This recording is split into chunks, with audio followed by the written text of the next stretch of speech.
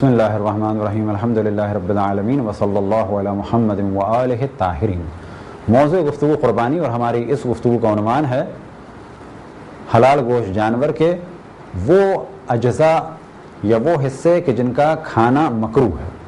اب مکروہ کی جانب توجہ رہے کہ ایسا کام کہ جس کو نہ کیا جائے بہتر ہے لیکن کر لیا جائے کوئی حرج نہیں ہے، اور مستحب وہ عمل ہے کہ اگر کیا جائے تو بہتر ہے لیکن اگر چھوڑ دیا جائے تو کوئی حرج نہیں ہے۔ ہمارے یہاں عموماً مکروہ کو بھی کچھ لوگ حرام سمجھتے ہیں، اور مکروہ کے ایک اور عرفی معنی ہیں کہ جو پبلک میں استعمال ہوتے ہیں وہ ہیں گھن کے معنی میں کہ ہمیں کراہت آ رہی ہے۔ تو اس جانب بھی توجہ رہے کہ کراہت شرعی یعنی شرعی اعتبار سے اسلامی اعتبار سے یہ چیز مکروہ ہے، یہ الگ موضوع ہے، اور ہمیں کراہت آ رہی ہے، ہمیں گھن آ رہی ہے، یہ الگ موضوع ہے۔ بس کچھ حصے ایسے ہیں کہ جو حلال گوشت جانوروں کے کھانا مکروہ ہیں۔ نمبر 1 گردوں کا کھانا مکروہ ہے لیکن حرام نہیں ہے۔ نمبر 2 اذنۂ قلب یعنی دل کے اوپر جو 2 بڑی نالیاں ہیں ان کا کھانا مکروہ ہے۔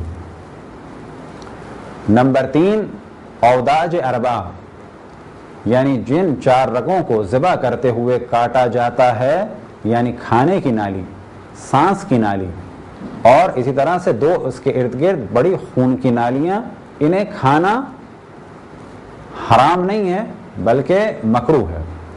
البتہ اگر ان خون کی نالیوں میں خون ہو تو اس خون کو کھانا حرام ہے۔ اسی طرح توجہ رہے کہ دل کو کھانا جائز ہے لیکن دل کے درمیان اگر خون ہے تو اس خون کو نکالنا ہوگا۔ دل میں جو موجود خون ہے اس کے بارے میں توجہ رہے کہ دل کے اندر جو خون ہے وہ پاک ہے لیکن اس کا کھانا حرام ہے، اور یہ موضوع پہلے بھی بیان کر چکے کہ ذبح کرتے وقت جانور کے جسم سے جو خون بہتا ہے وہ نجس ہے، اور اندر جو خون رہ جاتا ہے، لیکن کب کہ جب خون کو نارمل طریقے سے بہنے دیا گیا ہو۔ یہ ہیں وہ چند چیزیں کہ جو حلال گوشت جانور میں مکروہ ہیں۔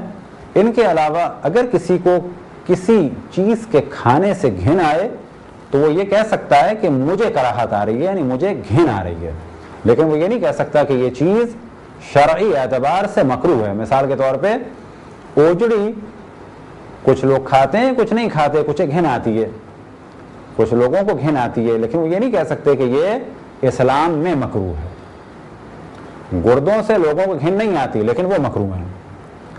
بس مکروہ کے معنی کی جانب توجہ رہے، اور اسی طرح سے مستحب کے معنی کی جانب توجہ رہے، اور عرفی اعتبار سے مکروہ یعنی جسے لوگ عام طور پہ گھن کہتے ہیں اس کی جانب بھی توجہ رہے۔ خداوند تبارک و تعالیٰ سے دعا ہے کہ ہم سب کو مسائل شرعی سمجھنے کی توفیق عطا فرمائے۔ وصلی اللہ علی محمد وآلہ الطاہرین۔